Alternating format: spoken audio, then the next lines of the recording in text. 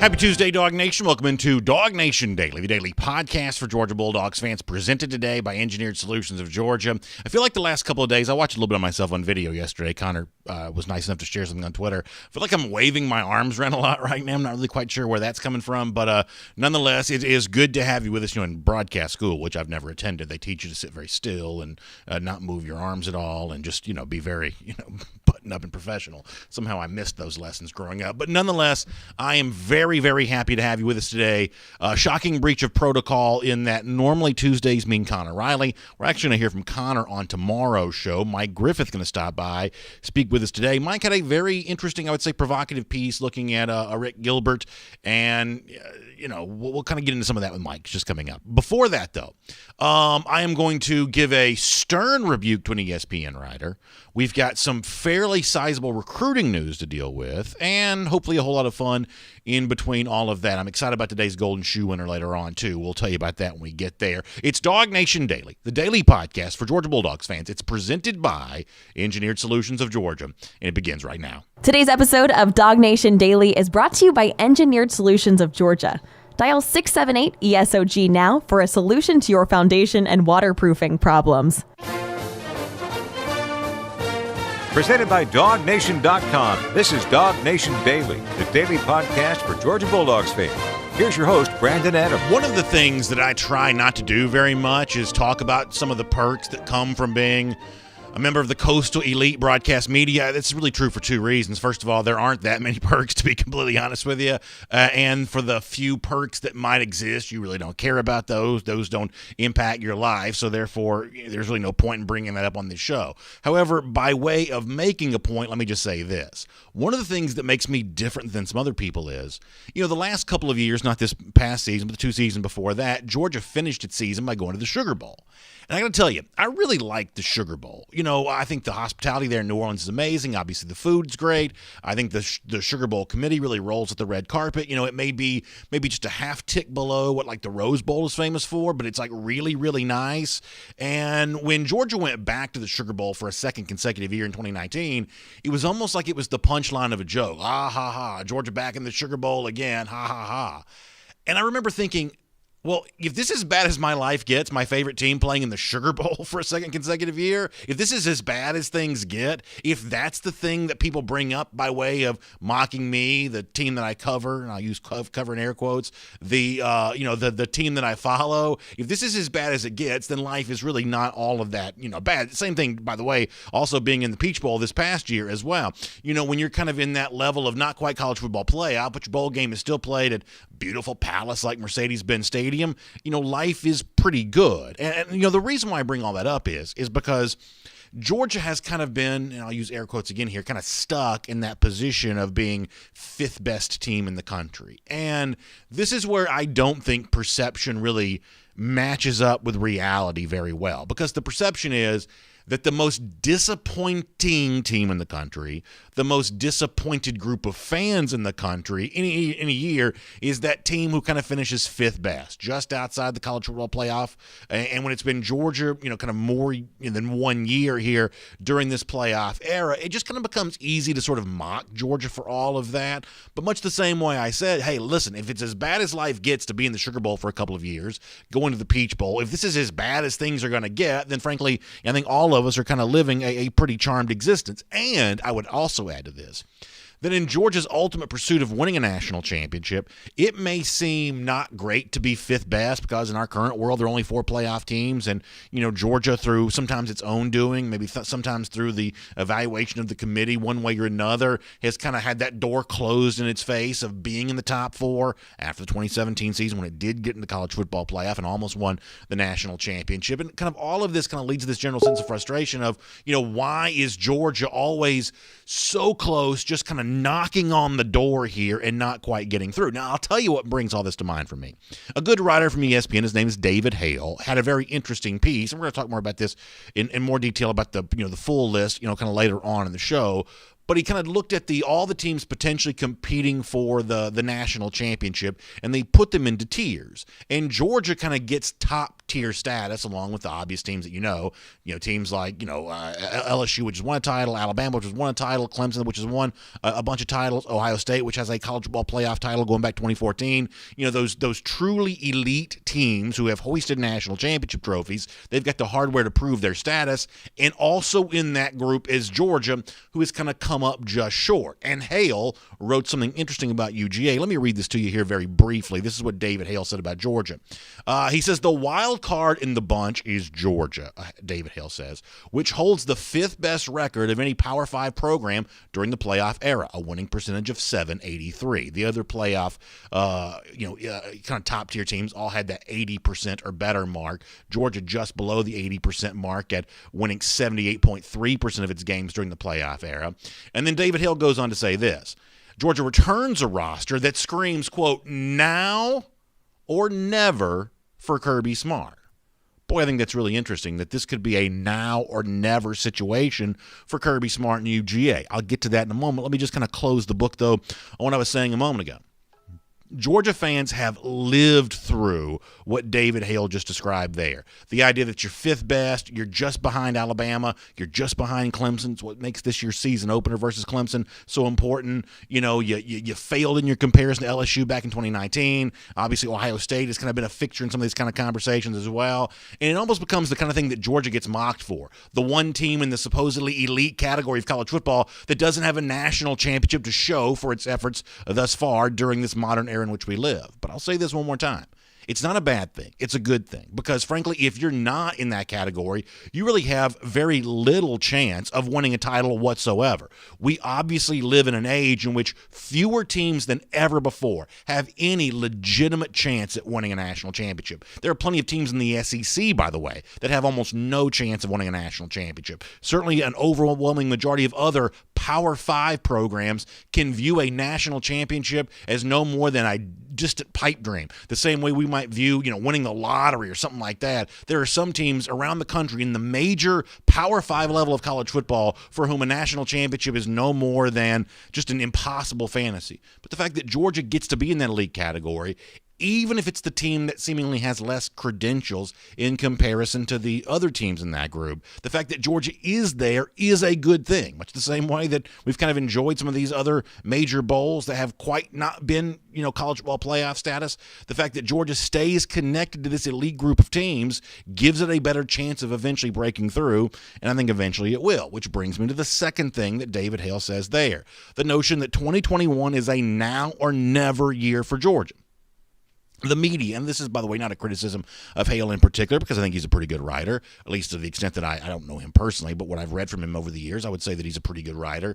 But the point here is that the media loves the notion of put up or shut up, now or never. If you're not getting it done this year, when is it ever going to happen? That kind of becomes the great fodder for hot takes. And obviously, I think that 2021 is an incredibly important year for Georgia, because you can certainly make a case that there won't be very many years in the future where Georgia obviously has it set up better for them, at least seemingly, than it does right now, with the talent that Georgia returns, the schedule that it's slated to play. You got a couple tough games in there, but it's not a schedule filled with landmines. John Stinchcomb and I talked about that on yesterday's show. So this is a great chance for Georgia to win the title, but it is not a put up or shut up year, or whatever it was that David Hale said, now or never type of year. It's just not that kind of thing. And when people kind of bring that up for Georgia, we are going to push back against that on this show. We're not going to let that narrative to kind of set in here that somehow the pressure is so big on Georgia that it's championship or bust, because frankly we think that Georgia's window is open for a good number of years. We're a long way away from having to talk about any kind of potential the or bust part of the championship or bust part of this equation. Long way from getting there. And as a way of kind of furthering this point and cementing this point, let's think about the NFL for a moment. The NFL this weekend is going to host its Super Bowl, and the Super Bowl is going to feature the Kansas City Chiefs and the Tampa Bay Bucks. Now, a lot of interest will be on the Bucks because it's 43-year-old Tom Brady playing in his 10th Super Bowl. He's kind of been the golden child of the NFL, and he's back there again with a new team, and that's obviously the big dominant storyline. And if you're not thinking about Tom Brady, you're probably thinking about Patrick Mahomes, who is kind of maybe on his way to having a Tom Brady-like career, and he's in the early stages of that right there.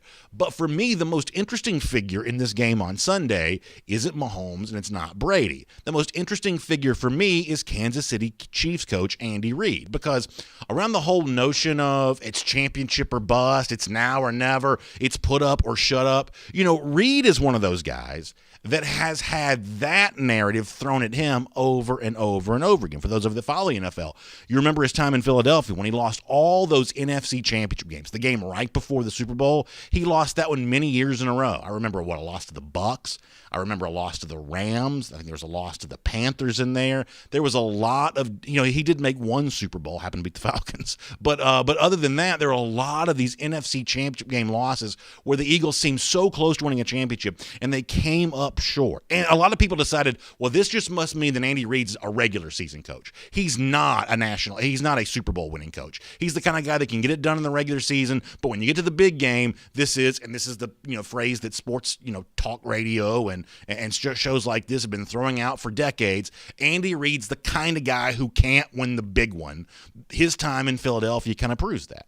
Well, last year, he changed his narrative forever by winning a Super Bowl title with the Kansas City Chiefs. And I thought it was kind of cool in the postgame press conference last year, after Reid and the Chiefs had won, the notion of what had happened in Philadelphia for him, and all the times that he came up short, and all the times that those moments seemed to be establishing the narrative of what Reid was and wasn't as a coach. In the postgame press conference after winning the Super Bowl last year, Kansas City Chiefs coach Andy Reid talked about that a little bit. Listen to this. I loved my time in Philadelphia. Phenomenal players there. We were so close, so many times, and my heart went out to those guys. There was one thing that hurt. It was for the Lurries and the players. So this is a pure team effort. So I'm happy for them. They had a little piece of all of this. And then for the Eagles to do what they did a couple years back with Doug, and so that's a special city. And they've had some great players there. So Reid changed his narrative forever by winning a Super Bowl a year ago. And at that time, Reid foreshadowed what would happen for him now a year later, with a chance to now double up his number of Super Bowls, hold a second Lombardi trophy. Reid actually predicted a year ago that we'd be sitting here talking about what we are right now. This is Andy Reid again. I'm really excited, about it. You want to go get it. You get one, you want to go get another one, but we got to backpedal for about a minute here and enjoy this one, and then we'll get busy on the next one. So listen, the point that I'm attempting to make here ought to be obvious. It's easy to put Georgia in a category right now of the one supposedly elite college football team that can't get it done, that's fifth best in the country and relegated to Sugar Bowls and Peach Bowls while everybody else is playing in the college football playoff. And that has been true. And Georgia fans, more so than anybody else, are willing to acknowledge what the long-term past, the last 40 years, and the recent past, what's happened for this program, in the Kirby Smart era. Georgia fans are willing to acknowledge the truth of that past. But let's also be honest here that narratives have a way of changing. Andy Reid was once the coach that can't win the big one. And after Sunday, he may be a coach that's won 2 Super Bowls, which puts him in rarefied air when it comes to all-time history. And the same path could be traveled by Georgia. In fact, if it was traveled by Georgia, and if it was traveled by Kirby Smart in particular, it wouldn't even be that surprising. Georgia's already in, to use David Hale's phrasing here, the top tier of college football. The national championships just haven't come yet. Well, being in that top tier gives them a chance to come. In the next few years, we may see some of that, much like it has been for Andy Reid, start to come to pass.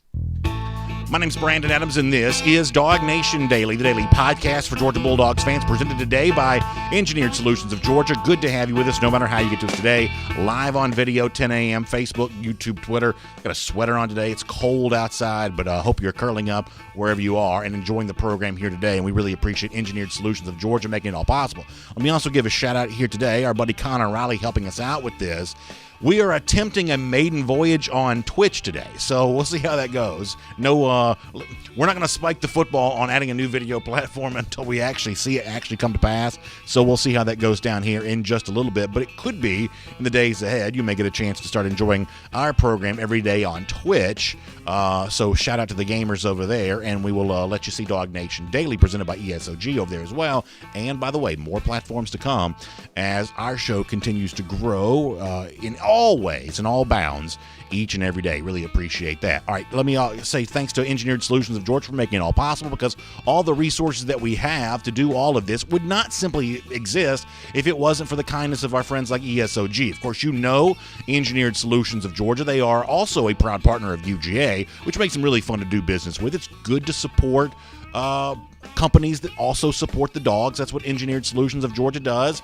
They want to help you when it comes to your foundation, your waterproofing issues. These are really, really important things to think about. It's the kind of thing that can certainly cause some angst for homeowners, because when you have that rain coming through, you see the evidence of it. Sometimes you'll see those wet spots in the basement. Sometimes it's more than just a spot. Let's face it. Sometimes a lot of us have gone down in our basement and seen water show up, and we're panicked. We're not sure what to do. Well, your thing to do is to trust my friends at Engineered Solutions of Georgia, because they're going to take really, really good care of you. They got 2 full-time engineers on staff.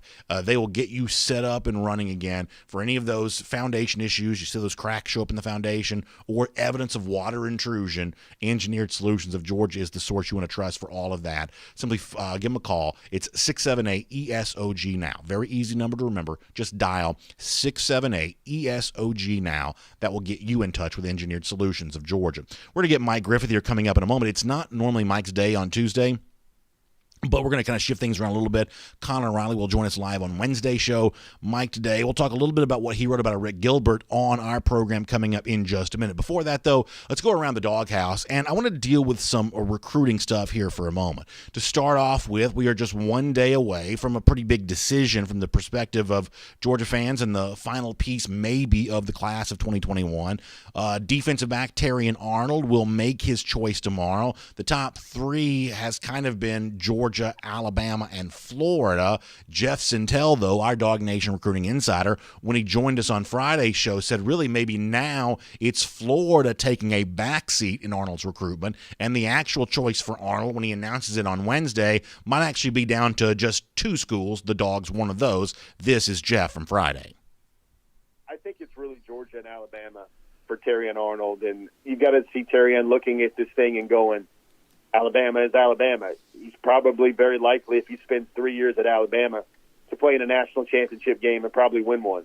But then he might have to wait a year, even as talented as he is, he might have to wait at least a year before he plays, because Alabama's bringing back most of its defense. For Georgia, I mean, it is wide open country. I mean, I think if Terrion Arnold chose Georgia, I think he will immediately come into the room as no worse than the 4th most talented defensive back in the program.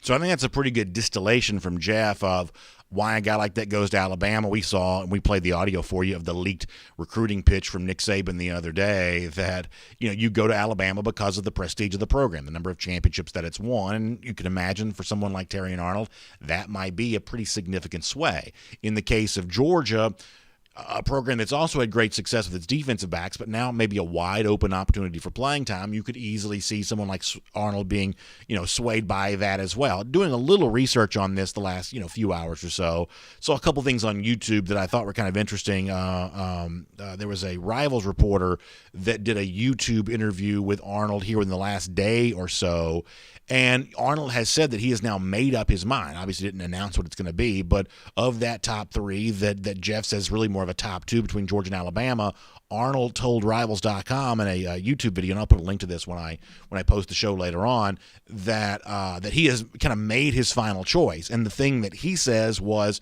instrumental in that choice is the relationship that he has with the coaching staff of the school. And obviously, you're a Georgia fan, you would say, well, gosh, that gives Georgia reason to feel good, because how many times on this show have we chronicled all the things that Arnold has said about Kirby Smart, the close bond that he felt with him, and even in the, transition to a new defensive backs coach on this show based on some of the things that Jeff Sintel had told us. We said, hey, maybe not that much to worry about there, because Smart and Arnold have always been so closely connected. But then I saw another interview that Arnold did with, you familiar with Touchdown Alabama magazine? It's a media outlet that covers the Crimson Tide, and Arnold was saying to them a few months ago some of the same stuff about Nick Saban that we've also heard him saying about Kirby Smart, that he and Saban have had those FaceTime calls together, and he and Saban have had that opportunity to connect with each other individually in a very similar fashion to the way that Arnold has connected with Kirby Smart. Now, I'm not going to pretend to know if he feels closer to Saban than he does to Smart, but it is interesting to know that Alabama is apparently selling to Arnold more than just the prestige of the program. There's also a little bit of a personal bond that Arnold has formed with the head coach of the Crimson Tide as well. So if you want evidence that Arnold's a big-time player, that, kind of a lead voice in his recruitment for Georgia has been Smart, and on the Alabama side, it seems like Nick Saban's been pretty involved in all of this too. Let me also squeeze this in, very late here as part of Around the Doghouse before we get Mike Griffith coming up in a moment, that tomorrow will not only be a big day for the class of 2021 with what goes down with Terry and Arnold, but also a look at the class of 2022 as well with Bear Alexander, a very impressive defensive tackle prospect out of the state of Texas. This is one of the top defensive tackles in the country, one of the top 25 or so prospects in the entire state of Texas. This is a pretty big deal, and he's announcing his commitment on Twitter. He says on Twitter that Wednesday, February 3rd, it all ends, and he's got kind of a cool bear logo there.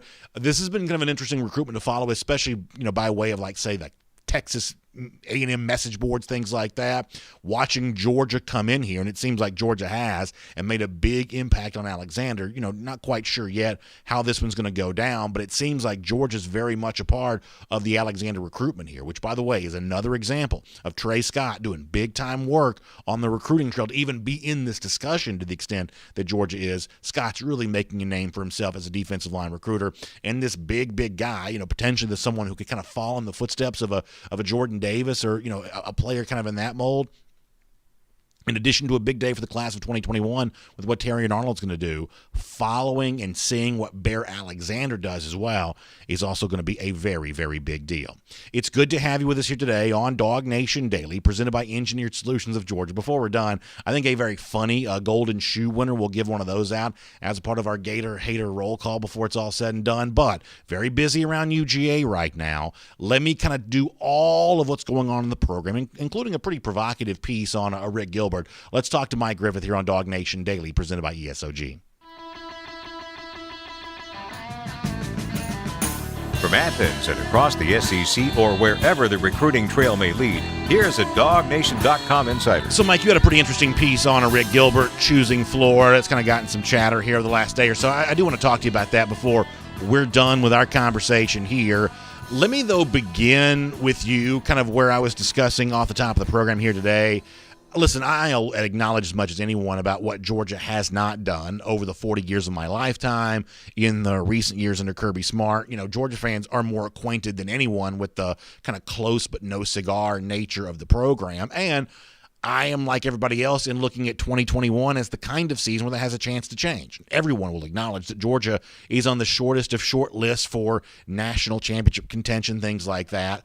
But the one statement I'm not willing to make, because I don't think it should be made, is the idea that this is a championship or bust, make or break, as the ESPN writer that I quoted a moment ago said, now or never. That's not what the stakes are for Georgia this season. I don't see the championship window closing within the next few years. And in fact, I could see Georgia, as I said before, traveling a similar path to what Andy Reid, the Kansas City Chiefs, have traveled, if you can kind of stay the course with all of that. Where do you come down on the notion of now or never for Georgia in 2021? Well, I can see where someone on the outside might say that, and I have a tendency to lean there, just thinking that maybe this is JT Daniels' final year at Georgia, and I just don't know enough about Brock or Gunner or Carson to say that the next guy will be as talented. Certainly, we saw what happened when Jake Fromm moved on, and there wasn't a capable, experienced guy waiting in the wings immediately. So I can sort of see that, but I'll say this. Every time people try to bury Kirby Smart, they throw a shovel full of dirt on him, he throws it back off. Sam Pittman left the staff, DA, and I thought Pittman, for about 24 hours, was irreplaceable. I go back to that moment walking out of Mercedes-Benz Stadium after LSU just waylaid Georgia. Of course, DeAndre Swift didn't play. Pickens was suspended for the first half.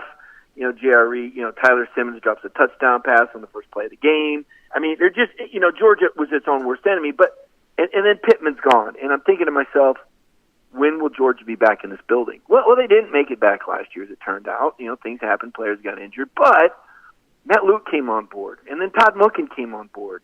And JT Daniels transferred in. And you see players emerge. Arian Smith. Everybody can't wait to see Arian Smith. This guy is lightning. Darnell Washington. Lewis Seen. Jordan Davis. Guy after guy after. So while the answers may not be evident, I think at this point, from a talent and coaching staff standpoint, I think Kirby Smart's earned trust. Now, we all know he hasn't beat Alabama, but he has led at halftime of all 3 games. That tells me he's knocking on the door, Brandon. So I'm with you. I'm not ready to say championship or bust. I think it probably requires a little blind faith to suggest that 2022 will be as promising as 2021. But so far, Kirby keeps coming up with answers, it seems like, to keep his team in contention. Yeah, I think what's interesting here is how I would approach this as kind of a media type person, and how I hope that Georgia approaches this internally, because as a media type person, just looking at the numbers and just kind of looking at Georgia in comparison to the rest of the country, I don't know what Georgia will be ranked preseason in 2022, but my assumption is it's probably going to be pretty high. And I'd say the same thing about 2025 or 2029 or whatever else. If we assume that college football has a similar shape the way that it is right now, you kind of think Georgia will be kind of knocking on the door of kind of the same level that it is right now. But that's not what I hope that Georgia internally views this season like. I hope that Georgia internally views this like the old phrase we'd say sometimes in baseball. You have Johnny Holstaff pitching for you. You kind of just throw everything you have out there, kitchen sink, whatever else, to make sure you get it done this year, which means that you try to hire a defensive backs coach that's got some experience. You try to add every single player that you can that could even make any kind of contribution to what you're able to do. It's one thing for me as kind of a media type person to say, I plan on talking about Georgia as a championship contender over the course of the long haul, over the course of the next few years.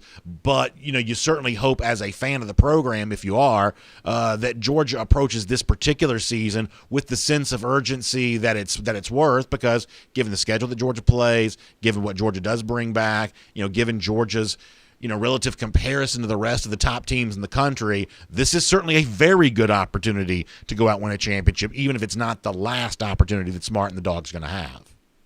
Yeah, and I think you can make that assumption, Brandon. I mean, listen, for the fans, it's Georgia. It's the same Georgia every year. But for the players, it's their time. It's their time as leaders. It's Jordan Davis' time as a senior. It's JT Daniels' time, as a redshirt junior. It's George Pickens' contract year, right? I think we all know George will go pro after this next season. These players, they don't look to and the coaches don't either. Kirby Smart, he'll tell you, hey, you're not getting a raise. There were 2 guys, Cortez Hankton, Charlton Warren, didn't get a raise. This is a year-by-year deal. The sense of urgency is every day in that building. I mean, just you get the feel going over there, and we haven't been there for a while because of COVID, but I know Connor knows what I'm talking about. All the guys that have been on that beat, there's an air in that building. I mean, it's airtight, and there's just you just don't sense any sort of relief from that self-imposed pressure. I mean, that's what they come for, right? Georgia knows. They know they're the bridesmaids. They know that Alabama's the team, and they know that that stuck with them, that they can't beat Alabama. And now they know just how bad the taste of Florida a loss is. They hadn't lost in quite a while. You had to go back 4 years to find a loss to Florida. And now these players know just how bitter and ugly and things can get with Florida fans on their social media and Florida players. So there's a good chip on the shoulder over there. They got humbled a little bit by Cincinnati. I think they all saw their football lives pass before them in the Peach Bowl. They know they got a lot of work to do. That bowl game, to me, was perfect. I know fans would have rather Georgia won by 4 or 5 touchdowns and just stomp Cincinnati, but this is much, much more effective because there was a lot of guys who got to play that are going to be playing next season, number one. Number two, though, they saw, wow, Cincinnati darn near beat Georgia. They know they better not take anything for granted because the next team up is Clemson. They got a lot more talent than Cincinnati put on the field. So I think that was in the fact that they came from behind. I think that put even more confidence in JT Daniels. Yeah, you can beat Mississippi State, South Carolina, and Missouri throwing ahead, but what do you do when you're down 2 scores? And what do you do when you're at your own 20-yard line with 1:28 left and no timeouts? Can you get it done? So I think that game checked a lot of boxes. Some people might say, Mike, it was a snoozer. What are you talking about? I think psychologically that was an ideal bowl game for Georgia. I want to shift gears and talk about the Rick Gilbert situation here for a moment. Mike, you've certainly covered over your time as a reporter plenty of coaching searches and coaching hirings, and every athletic director that's ever announced a new coach has all said, this was our first choice. We never offered the job to anybody else. This was always the best option for us. We know that sometimes that's not true, but the athletic directors find a way to kind of spin it that way. That's just the way that college football kind of goes. I think it's sometimes the same thing when it comes to pursuing players. I think it's fairly obvious that Georgia went after Rick Gilbert. Gilbert just wants to be at Florida the same way he just kind of wanted to be at LSU the first time around. I wanted Gilbert at Georgia. I'm a big boy. I don't have to have the media industrial complex spin of why Georgia really didn't want a Rick Gilbert. I don't really need that. I did think that your piece at DawgNation.com was interesting, though, about the fact that whether Gilbert had been here or not, the distribution of footballs next year and who gets touches and who gets a time to shine, that's going to be a thing that Georgia has to try to figure out even without a Rick Gilbert being on the roster. But all that said, if Georgia could have found a way to get Gilbert here, I do think he would have paid big dividends for the program. But, I'm certainly not going to, spend a lot of time gnashing teeth over the fact that he chose Florida. It is, however, to me an interesting situation. For the folks who haven't had a chance to read what you've written at DawgNation.com about this, what's your take? Yeah, well, listen, Georgia wanted Eric Gilbert. Don't kid yourselves. Of course they wanted him. They recruited him hard, and it wasn't just the coaches recruiting him. It was the players recruiting him. Absolutely, Georgia wanted this guy. Nobody's saying that Georgia didn't want this player. But Georgia could not make the promises that Florida can, and it's not because they didn't want to. It's because of the roster, B.A. You look at Georgia, and they bring back approximately 95% of their production in the receiving game from the receivers, right? And that's not even taking into account that Dominic Blaylock's coming back, nor is it taking into account that Arian Smith and Darnell Washington are going to grow into primary targets. So even if you take, and I just put this story up just now, okay, the story just went on DawgNation. It says predicting Georgia passing numbers, receiver catches. You take JT Daniels' final 4 games of the season last year, which was a pretty good cross-section of games, right? You had a pass-heavy game against State. You had a run-heavy game against Carolina. You had a blowout win against Missouri. And you had a come-from-behind game against Cincinnati. So you had a pretty good variance of games there. And you multiply those games by 3, right? And you come up with what does a 12-game season look like. Here's how many passes he throws. Here's how many completions. Here's how many yards. Well, I took it another step. I said, you know what? Kirby's going to throw the ball more. Monken's going to throw the ball more. I'm going to bump those numbers up 10% and give you a JT Daniels stat line for 2012. Now that I've got that stat line, completions, attempts, yards, let me divide it up amongst the receivers and let me see how it looks. How many catches does George Pickens make? How many for Jermaine? How many for Dominic Blaylock? How many for Arian Smith? How many for Darnell Washington? How many for the running backs? How many for the other tight ends? And suddenly you look at this and say, oh my gosh, there are not enough footballs on this team. Now, if you would have added a Rick Gilbert, of course he'd have been a 40 or 50 catch guy. But 40 or 50 catches, that's only 4 catches a game. This cat's looking for more. He had 7 catches a game at LSU, and he's looking for 7 to 10 targets a game. You go look at this story, and I challenge you. You tell me who you're taking receptions away from. Sneak preview, I got Pickens with 60 catches, right? And I think that's very modest when you look at what he did over the last 4 games was 23 catches. That would project to 92. I got George with 60. I got Jermaine with 35. I got Dominic with 25. I think these are conservative numbers. And yet still I can't make these numbers bigger out of that JT Daniels target share. So where were the numbers? So that's why Georgia could not, when I say Georgia, I don't mean Kirby Smart, I don't mean Todd. When you're talking players talk, and they say, look, what's the situation going to be? Well, the situation is going to be George Pickens is the number 1 receiver at Georgia. Eric Gilbert knew that. And the situation is going to be that Georgia is going to spread the ball around based on how defenses play you. They are going to throw it to the open man. That's common sense, okay? So they couldn't tell Eric Gilbert, we're going to get you 7 to 10 targets a game. Now, Florida, look at Florida. Florida lost more than 50% of their receiving yardage and catches. They lost their top 3 pass catchers. Kyle Pitts, obviously, right? Grimes and Kadarius Toney. They lost 75% of their touchdown catches. Not to mention Kyle Trask is gone, but the volume that Florida can offer. Oh, yeah, Florida can throw you 7 to 10 targets a game. They can show you what they did with Pitts. That's one advantage. Georgia didn't use the tight end as much last year. Why? Because the tight ends weren't as good last year, number one. But two, they've got a game plan in place. Hey, come play here. Now, here's the question. This is the million-dollar question nobody's talking about. If Gilbert had transferred back to Georgia because of a family issue, I believe he would have been rubber stamped for a waiver. Because the waiver's back in effect again. It wasn't in effect last year. Remember Greg Sankey said, blanket waiver, everybody transfers, Cade Mays was going to Tennessee, and the Vols were back, right? That's the last time we talked transfer. Now they're saying, oh, no, that waiver is back in effect. Does Gilbert get the waiver to play at Florida, which is 2.5 hours closer to home, but does that – so there's still questions about his eligibility at Florida. But getting back to your original question, B.A., that's why – and you can't lie. You can't say, oh, yeah, we're going to give you those targets, and then you don't throw the guy the ball that much, because then what does Marietta say about that? What does Metro Atlanta say about that? Wow, Georgia really misled this kid. So you've got to be honest in recruiting.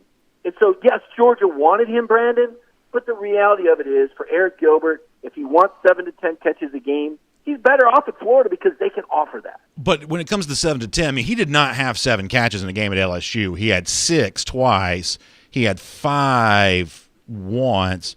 And then the rest of the games were 3, 2, 4, and 4. I'm looking at the game log here from last season for him at LSU. And what my concern would be is not so much him not being a part of the situation in Georgia, because as you said before, Georgia's got some depth. But I think both from an on-field standpoint, assuming for a second that he were to play this year, and I think your point about the waiver is certainly an accurate one. That's going to be a story worth following related to that. But if he goes to Florida and Florida does find a way to use him effectively, then it also becomes the kind of thing that kind of validates what Gilbert had said back when he was a recruit, for the class of 2020, that he just believed other places were going to be more able to kind of use him effectively. And, frankly, I think from Georgia's standpoint, you want the kind of brand as a program, as a recruiting, machine that says for, elite talent, we're the program that can get the most out of you. We're the program that's going to give you the best,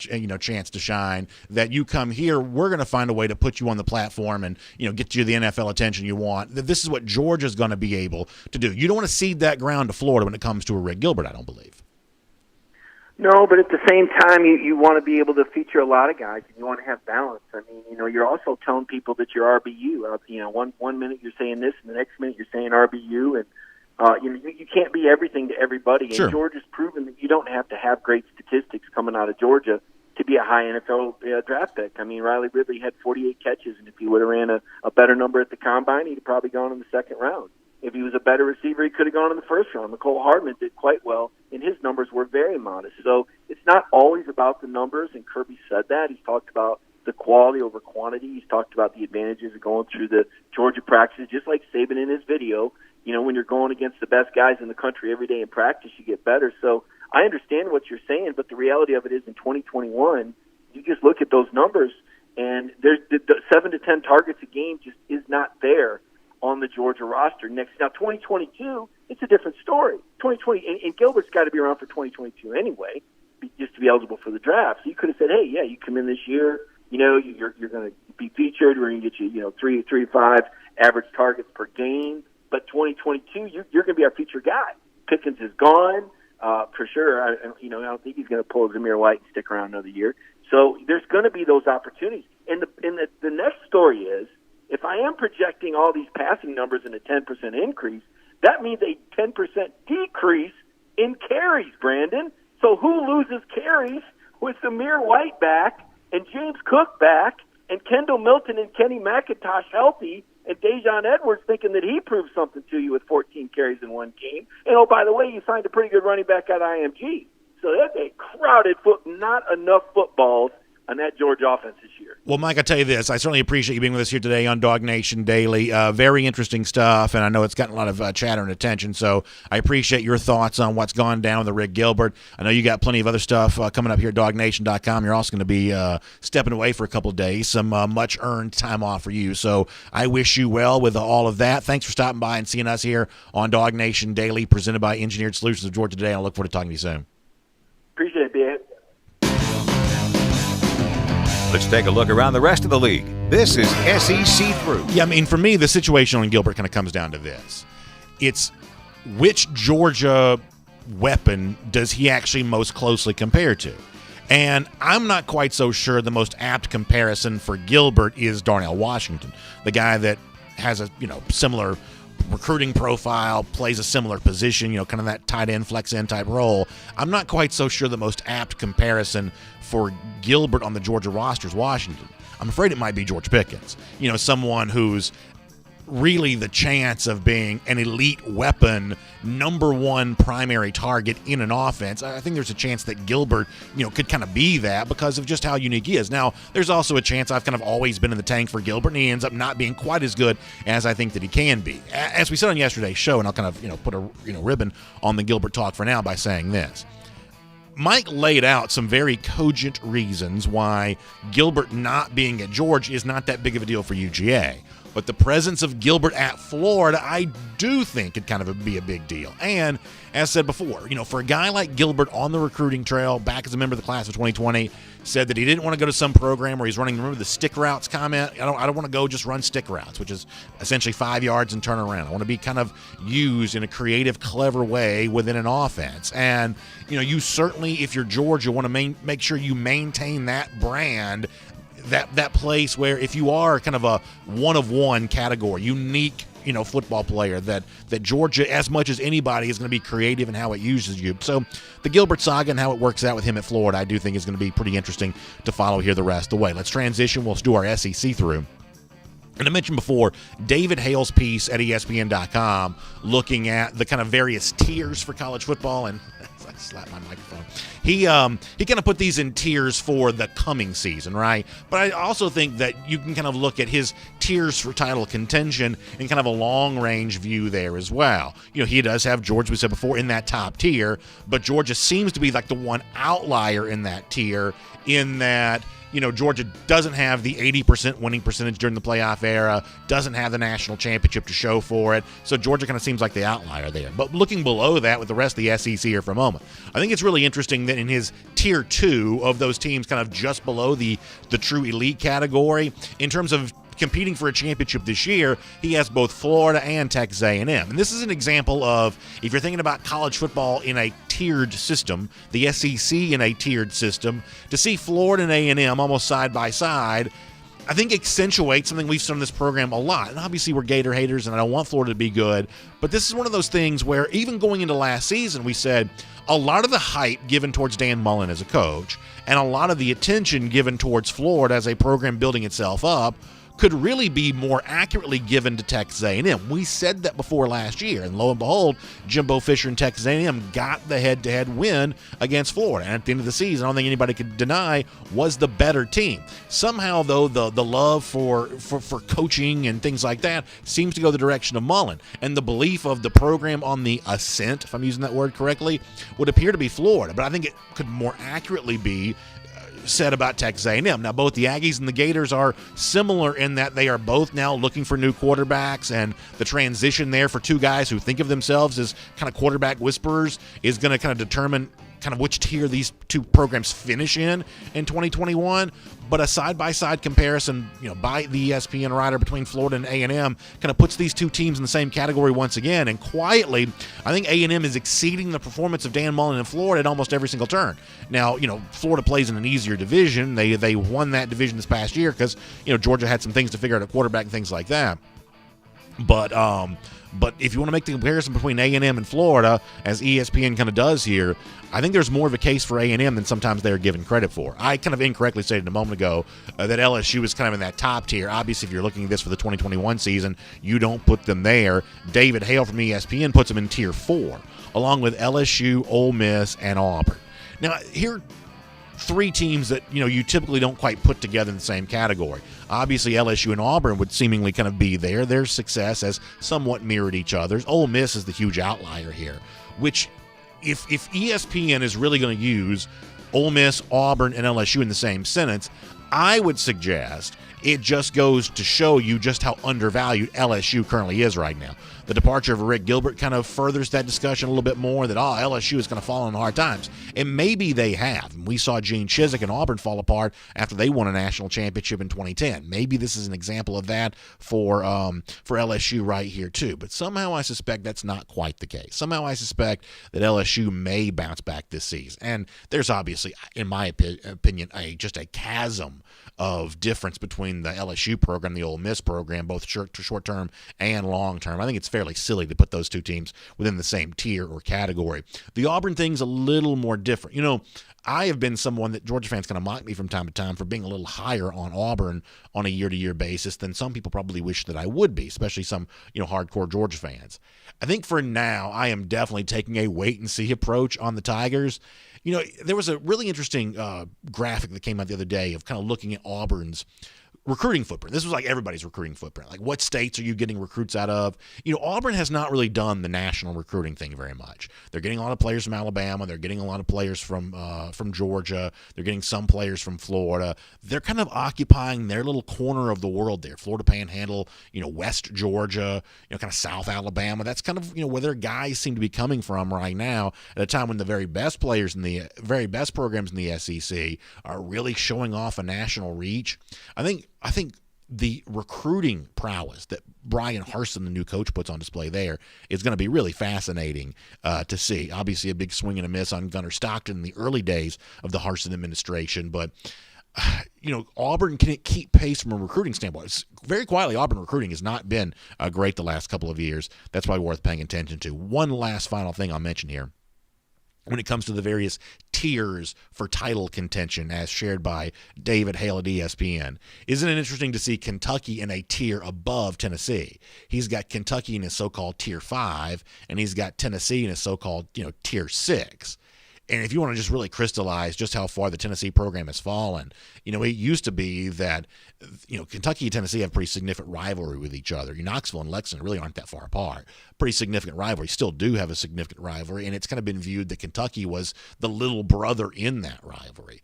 But Mark Stoops has found some recruiting success in Southern Ohio, and he's kind of built pretty strong lines of scrimmage. They absolutely obliterated Tennessee on the field this past season. That there's a little bit of program momentum for Kentucky right now that, unfortunately, for Tennessee, you can only be envious of. So that gives you an idea of just exactly what Josh Heupel inherits at the start of his career there at Tennessee, working his way back up to zero, so to speak, and getting on equal footing once again with Kentucky. Good luck with the rest of the SEC after that, but start off trying to at least be as good as the Wildcats. Not a pretty time if you're Tennessee Vols fans. Will make that your SEC through. So yesterday on the show, we made a remark about the fact that when Rick Gilbert announced his Florida commitment, he did so from a Family Dollar. And as someone who grew up, kind of going to Family Dollar and you spend a lot of time there, I took it as an absolute act of betrayal that Family Dollar would be the grounds on which Gilbert announced his Florida pledge. So we did something yesterday we never do. I'm morally opposed to free advertising, but yesterday we gave a free plug to the company that I assume was probably Family Dollar's chief competition, Dollar General. And I encouraged folks to kind of go out there and shop at Dollar General. Well, Golden Shoe winner today, let me show you this on the screen here. At least one person, it's Dub on Twitter, HBTFD89, says commit to the General, and he shows himself on screen there going to visit Dollar General. I think Dollar General is going to become DawgNation Daily's meme stock. This is going to be our AMC. We'll take this one to the moon. By the way, Gatorade countdown, 270 days. Dogs beat those lousy, stinking Gators. We will see you back here tomorrow on DawgNation Daily, presented by Engineered Solutions of Georgia.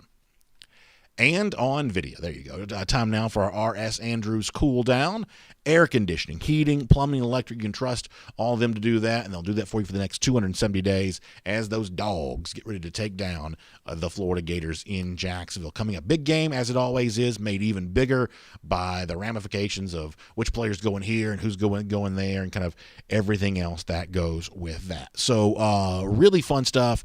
Let's get ready to take your comments now. By the way, make sure you check out R.S. Andrews online at rsandrews.com. It was cold last night. Freezing cold. A heating system kept me toasty and warm inside my house. And if you're not getting the same kind of thing from your furnace, well, get it tuned back up to factory fresh specs. Get the peace of mind you need to make sure your heating system is going to make its way through the winter that's still on its way. Find them online at rsandrews.com.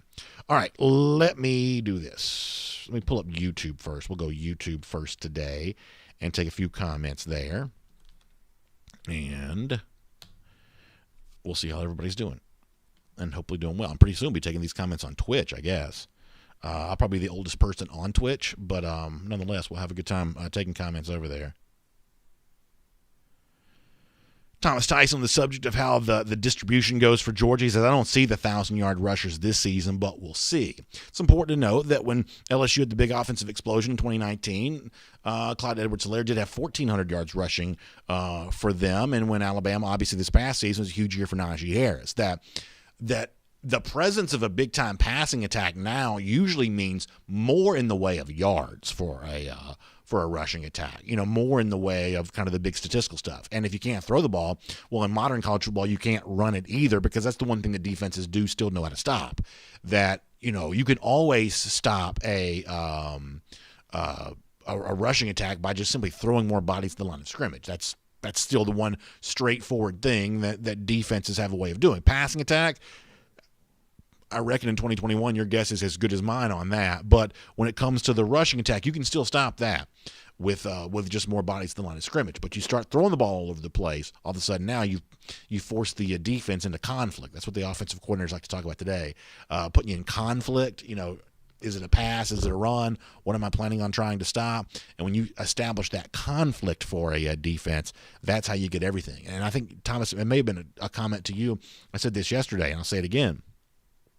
The issue for me for Georgia is not its ratio of runs and passes. It's when does it pass? When does it run?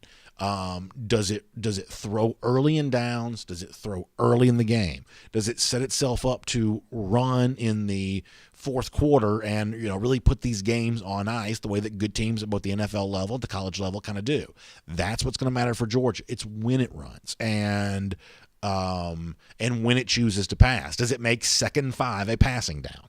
Does Georgia really use that as a chance to be as aggressive as possible? And if you are aggressive like that on your early downs, then we truly could see a Georgia offense in transition.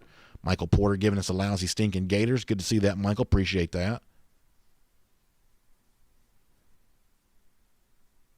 Taiwan Taylor says James Cook 1,000 all-purpose yards easily. That's a very interesting prediction. Very good stuff. Lance Freeman says, which wide receiver will get the most yards after the catch this year? That's an interesting one, because if you think about someone like, say, George Pickens, who catches the deep throws, sometimes yards after catch, not really his forte. Arian Smith, much the same way. If he's blowing the top off a defense with speed, also, not necessarily, a guy that's running after the catch, although his speed and kind of a Jalen Waddle role, you can kind of see that. But when I think about yards after catch, I think about someone like what Karis Jackson did at time for Georgia this past season, what Dominic Blaylock could do upon his return from injury. Those are guys that feel to me more like your yards after catch type guys, and I wouldn't mind seeing some of that from them. Real Cage says, I'm looking good without the depression beard. I appreciate that. I was actually thinking about the beard the other day. I was thinking maybe I should grow it back again. But since Real Cage says I look better without it, maybe I'll take Real Cage's advice on that. Thomas Orzak says, stop worrying about the Gators. Concentrate on beating Bama, make the playoffs, and win the title. Florida will not be that good. Come on. So, Thomas, I emphatically disagree with you on this one regard. That had Georgia found a way to beat Florida last year, then I think you could have potentially earned the right to say you no longer have to worry about Florida. But as it stands right now, Florida's a revenge game for you. They beat you a year ago. Now, your prediction that Florida might not be very good, that may turn out to be true, that maybe they lose a couple of games this season. They don't have a particularly daunting schedule either, though. That's fair to point out. But Florida, by the way that it played last season against Georgia, winning that game and winning the SEC East, unfortunately put Georgia in the inconvenient position of having to still worry about Florida. Had Georgia had JT Daniels healthy enough or figured out a couple of things in that game with the talent that it did have available to it, then maybe Georgia, because we said this a lot going into last year's game, that Georgia had a chance to end the Dan Mullen era. That Georgia, if Mullen couldn't have beaten Georgia last year with Kyle Trask at quarterback and returning talent all across the board offensively, then you could have legitimately asked, well, when is it ever going to happen? You could have done some of that related to Florida last season. But as it turns out, that became a moot conversation because Florida did win the game. So unfortunately, the biggest game that Georgia plays this year is not Alabama because Georgia's not currently scheduled to play Alabama, and you can't assume this is a foregone conclusion that it will get that game against Bama because Georgia wasn't in the SEC championship game a year ago. So at the very least, we have some fun with the rivalry and things like that, but just on kind of a practical basis, Florida does remain Georgia's biggest game. So I understand the point that you're making, but I emphatically disagree with it. Let me do a couple more on YouTube. I'll go over to Facebook. Noah Shelton says that Florida will lose to Missouri and Kentucky or FSU. Some of y'all are higher on Kentucky than I am, though. Michael Porter says he's got Pickens going over 1,000 yards. Obviously, only one person's ever gone over 1,000 yards at Georgia. That was our buddy Terrence Edwards back in 2002. GB2 says, what are the chances that LSU has a shoe mascot when they play at Florida in 2021? I think it was our buddy, who was it that said this the other day, that the golden shoe should become like the trophy that Florida and LSU play for? I think that's kind of funny. Thomas says that Florida without Trask and Pitts will drop down who will throw to Gilbert. Georgia can lose to Clemson but must beat Bama to make the playoffs. I think that's all true, and the question of who Florida's quarterback's going to be is not an insignificant one, but we also have to acknowledge the fact that we saw Mac Jones this past year have a season that most people would not have anticipated him having. And I'm not saying anybody at Florida is going to be Mac Jones level player. I'm not saying that. But what I am saying is this: is that inexperience as a starting quarterback is not necessarily proof that the position is going to be inept. But I appreciate the debate, Thomas. I really do. A couple over here on Facebook for a moment. And then we got to get ready to roll after that. You got to get ready to roll here in just a second. Philip Jordan Wells on the subject of the slant route. He says slant routes work on everybody, and it certainly seems that way. It really does. Clay Dyke says, besides Clemson and Florida, does any other game worry you on the 2021 schedule for Georgia? I think that's a really good question. I am, a little curious about Missouri. It's the week after Florida. It is a home game for Georgia. And Georgia obviously handled Missouri easily in Columbia a year ago. But, Eli Drinkwitz has shown you something here in 1 year. And that offense at times was fairly potent for Missouri last season. So I'm a little curious to see what Missouri brings to the table this year. I don't know that it quite rises to the level of being a game that I wouldn't say afraid of, but concerned about for Georgia, but it's at least on my radar. Typically at Auburn would be a pretty big deal. Maybe I start to feel that game as a bigger deal by the time you get there, but for now, that seems like first-year coach. That seems like, I don't know. Hard to imagine a great Auburn season, and hard to imagine that being a really dangerous game for Georgia, but I guess we'll pay a little bit of attention to that. I think it's the fourth game of the season on the road. Probably at least worth paying attention to. Epic Robinson, thank you for the kind words. William Perry brings a great point. If for no other reason, this upcoming year is not a now or never year for Kirby Smart because he's simply only 45 years old. That's a really good point by William. Very well stated. Ken Feinberg says, looking forward to seeing Zeus run. Hope his second year is good like Chubb's second year. It means returning from an injury. And I think that's a very nice, hopeful thing. Calvin Sanders says that Florida loss was a fluke. Even they know that. We didn't have what we needed at the quarterback position, but we will this year. We'll put up 50 on them this time. Listen, I think there's a very good chance that's true. I think that obviously the Georgia team we saw at the end of the season was a very different one than the one that played against Florida there to start the month of November. But that's the kind of thing you have to prove true by how you play in that game this year, that you just can't speak it into truth. You actually have to go out there and validate that by doing some of the exact same things you just described there.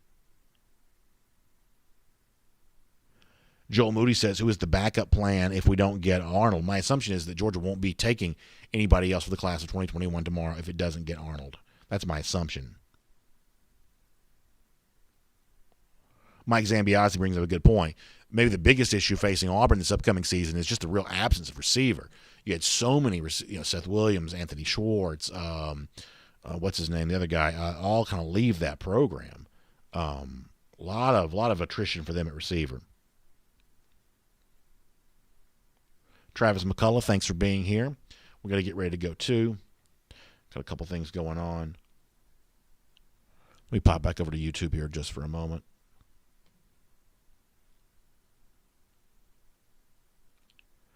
Kevin Deal says he thinks that UGA will eventually win a national championship when Gunnar Stockton's the quarterback. Could very well happen. I certainly would hope it happens before that, but Stockton will give Georgia a chance for sure. Jeremy Chapman says a miss on Arnold is a bigger miss than getting Gilbert. Could be. I mean, I think the frustrating thing here is, and I think Alabama looms as a legitimate, obvious threat here with all of this. I think some of that is just evidence of the fact that Alabama's really hard to recruit against right now. Now, at some point in time, somebody's going to have to explain to me, it seems like they sign like 27 guys every year and have for like the last 3 or 4 years. Like at what point in time is the 25 just a suggestion? I mean, I'll be honest with you, I'm not a stickler for the rules. I'm not an expert on the rules, but my gosh, it just seems like, I realize we're back counting, but at some point in time, what are we counting back towards? Because it was 27 this year, 20-something, whatever the numbers are. It just seems like it's over 25 every single year. So I don't know. Some of y'all have to explain that to me because I'm not very smart. Chad Buchanan giving us a go you silver britches. Boy, I love that comment. Love that comment. My grandfather used to have a go you silver britches bumper sticker in the back of his truck. I used to love that. Love that. All right, we're going to get ready to go. Nick Roundtree says it's February 2nd, 2021. Darth Mullen saw his shadow, and he's still the biggest clown in college football. I like that as well. That's a good way to conclude it here today. Hey, thanks for being here. Make sure you check out the AJC online at ajc.com for your Atlanta News Now. I'm hopeful, I don't know this to be true, but I'm hopeful they have plenty of coverage on, I guess we're calling her courtside Karen from the game last night with LeBron in town and some first of all, I didn't even know you could sit courtside in 2021. I'm actually kind of surprised to even learn that. Yeah, I'm watching TV in our studio here, and they're showing this again. This is pretty funny to see. I used to do sideline on Hawks radio broadcast 1,000 years ago. I mean, some of the stuff that goes on courtside between the very moneyed people who get to sit right there in that front row and these NBA players. I mean, just in a normal situation, it's not always really obvious because people aren't always standing up, but there's a lot of trash talk from player to fan, from fan to player. I mean, I once saw Carmelo absolutely just lay into somebody for about half a quarter one time. So some of that kind of stuff does go down. Pretty interesting to see all of that. But nonetheless, get your Atlanta News, ajc.com, and you can just kind of follow everything that's going on in the world here today as far as the stuff that really is at ajc.com. Looks like Grady Stadium's getting a new name. You can learn about that. And maybe a little bit of reluctance related to the vaccine. You can read about some of the latest opinion polling and all of that. Check it out online, Atlanta News Now at ajc.com. Thanks for being here for RS Andrews Cool Down. For all of your air conditioning, heating, plumbing, and electric needs, you can trust my friends at RS Andrews. You can find them online at rsandrews.com. They'll take good care of it. They show up on time. They do the work that's promised for the price that's promised. It's one of the reasons why I love to recommend my friends at RS Andrews. Hey, thanks for being here. RS Andrews Cool Down and DawgNation Daily, presented by Engineered Solutions of Georgia. All have a great day. I'll see you back here at 10 a.m. again tomorrow. For more DawgNation videos, check out youtube.com/DawgNation.